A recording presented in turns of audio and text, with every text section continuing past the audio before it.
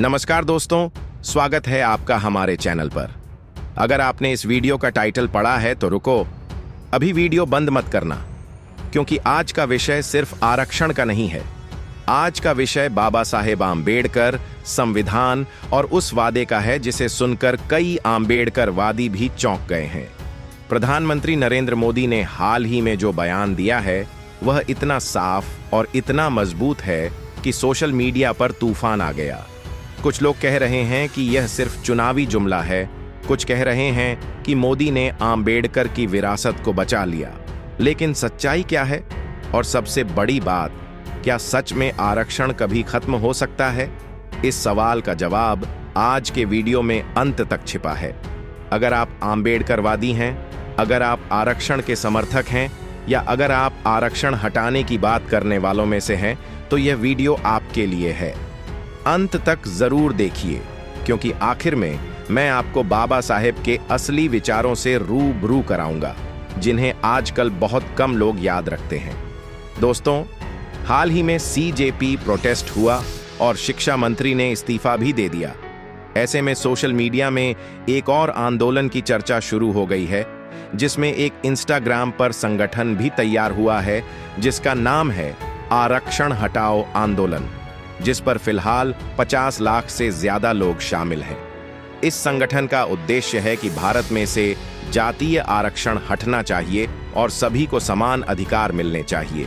ऐसे में प्रधानमंत्री का एक बयान काफी तेजी से सोशल मीडिया पर वायरल हो रहा है, जिसमें उन्होंने कहा, मैं आज डंके की चोट पर कह रहा हूं कि जब तक बीजेपी है और जब तक मोदी जिंदा है, तब तक एससी, एसटी और ओबीसी का आरक्षण कोई छीन नहीं सकता।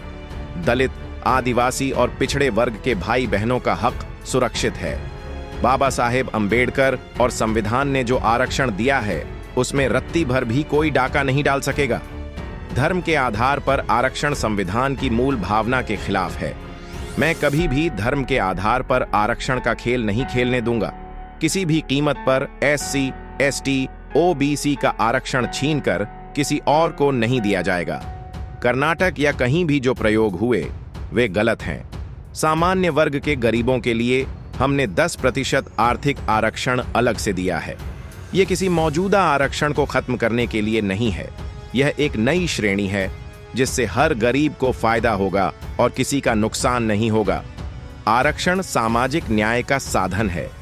मैं किसी भी ऐसे कदम के खिलाफ हूं जो अकुशलता या दोयम दर्जे को बढ़ावा दे, लेकिन जो आरक्षण संविधान के तहत मिला है वह सुरक्षित रहेगा। कांग्रेस और विपक्ष झूठ फैलाकर डर पैदा कर रहे हैं कि आरक्षण खत्म कर दिया जाएगा। यह पूरी तरह गलत है। जब तक मोदी है, आरक्षण सुरक्षित है। दोस्तों, यह बयान सुनते ही कई लोगों के दिमाग में सवाल घूमने लगे। कुछ आम्बेडकरवादी खुश हो गए कि प्रधानमंत्री ने साफ शब्दों में आरक्षण की सुरक्षा की गारंटी दी। कुछ दूसरों को लगा कि यह सिर्फ राजनीतिक बयानबाजी है। लेकिन दोस्तों, सच्चाई इससे कहीं गहरी है। दोस्तों, बाबा साहेब आम्बेडकर जी ने आरक्षण इसलिए दिया क्योंकि भारत में जातीय भेदभाव अभी भी है। अगर भारत से जातीय भेदभाव खत्म होता है तो अपने आप आरक्षण हट जाएगा। मगर लोगों को आरक्षण तो हटाना है, मगर जातिगत भेदभाव नहीं हटाना। यही असली समस्या है। आजकल सोशल मीडिया पर आरक्षण हटाओ के नारे तो बहुत चल रहे हैं, लेकिन जाति पूछने वाले लोग कम नहीं हुए। शादी में जाति देखी जाती है, गांव में जाति के आधार पर बैठने की जगह तय होती है, और कई जगह अभी भी दलितों के साथ भेदभाव की खबरें आती रहती हैं। बाबा साहेब ने आरक्षण को एक अस्थायी व्यवस्था माना था। उन्होंने कहा था कि जब समाज में समानता आ जाएगी तब आरक्षण की जरूरत नहीं रहेगी। लेकिन आज 75 साल बाद भी हम उसी जगह खड़े हैं। आरक्षण को लेकर बहस तो खूब होती है, लेकिन जाति व्यवस्था को खत्म करने की बात बहुत कम। अब बात करते हैं बाबा साहेब आम्बेडकर जी के आरक्षण को लेकर विचारों की। बाबा साहेब ने संविधान सभा में साफ कहा था कि आरक्षण कोई स्थायी व्यवस्था नहीं है। उन्होंने आरक्षण को सामाजिक न्याय का एक उपकरण माना। उनका मानना था कि सदियों से वंचित रहे वर्गों को मुख्य धारा में लाने के लिए कुछ समय तक विशेष प्रावधान जरूरी हैं। लेकिन उन्होंने यह भी चेतावनी दी थी कि आरक्षण को राजनीतिक हथियार नहीं बनाना चाहिए। बाबा साहेब ने धर्म के आधार पर आरक्षण का कभी समर्थन नहीं किया। उनके लिए आरक्षण सामाजिक पिछड़ेपन का इलाज था, धार्मिक पहचान का नहीं। आज जब कुछ लोग धर्म के नाम पर आरक्षण की मांग करते हैं तो वे बाबा साहेब की मूल भावना के खिलाफ जा रहे हैं। प्रधानमंत्री मोदी के बयान में यही बात दोहराई गई है। धर्म के आधार पर आरक्षण संविधान की मूल भावना के खिलाफ है। दोस्तों, अब थोड़ा और गहराई में चलते हैं। आरक्षण व्यवस्था की शुरुआत 1950 में हुई थी। शुरू में यह 10 साल के लिए थी, फिर इसे बढ़ाया जाता रहा।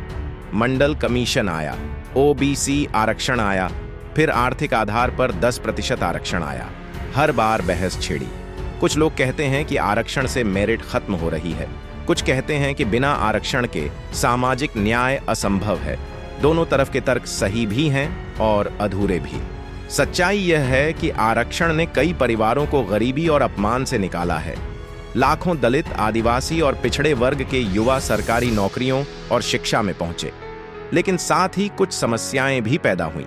क्रीमी लेयर की बहस, आरक्षण का दुरुपयोग और कुछ जगहों पर अकुशलता का आरोप। बाबा साहेब अगर आज होते तो शायद कहते कि आरक्षण को समय समय पर समीक्षा की जरूरत है, लेकिन उसे खत्म करने का कोई राजनीतिक खेल नहीं खेला जाना चाहिए।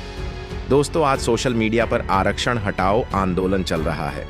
50 लाख लोग जुड़े हैं। उनका कहना है कि सबको समान अधिकार मिलने चाहिए। यह मांग अपने आप में गलत नहीं है। समानता तो लोकतंत्र का आधार है, लेकिन सवाल यह है कि क्या सिर्फ आरक्षण हटा देने से समानता आ जाएगी?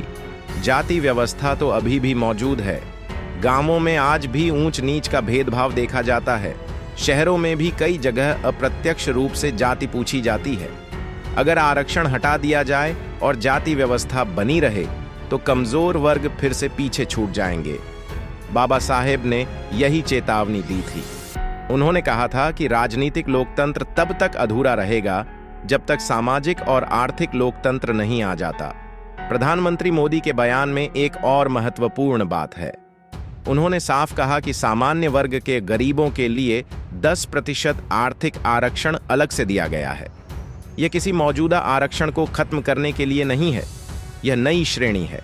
इसका मतलब है कि सरकार दोनों तरफ ध्यान दे रही है, सामाजिक न्याय और आर्थिक न्याय। कई लोग इसे अच्छा कदम मानते हैं क्योंकि गरीबी सिर्फ एक जाति की नहीं होती। गरीब ब्राह्मण भी होता है, गरीब राजपूत भी, गरीब यादव भी। आर्थिक आरक्षण से उन सबको फायदा मिल सकता है। दोस्तों, वीडियो के अंत में आने से पहले एक बात और, आरक्षण हटाओ आंदोलन वाले लोगों को भी सोचना चाहिए। सिर्फ आरक्षण हटाने से समस्या हल नहीं होगी। अगर जाति व्यवस्था बनी रही तो भेदभाव जारी रहेगा। बाबा साहेब ने कहा था कि जाति व्यवस्था हिंदू समाज की सबसे बड़ी कमजोरी है। उन्होंने अपने आखिरी दिनों में बौद्ध धर्म अपना लिया था क्योंकि उन्हें लगा कि हिंदू धर्म में जाति का इलाज संभव नहीं। लेकिन उन्होंने कभी आरक्षण को खत्म करने की बात नहीं की जब तक सामाजिक समानता न आ जाए। तो दोस्तों, आपके इस विषय पर क्या विचार है, हमें कमेंट करके बताइए। और अगर वीडियो पसंद आया हो तो वीडियो को लाइक करके चैनल को सब्सक्राइब जरूर करें और बेल आइकॉन प्रेस करें। मिलते हैं किसी और वीडियो में। जय भीम, जय भारत, धन्यवाद।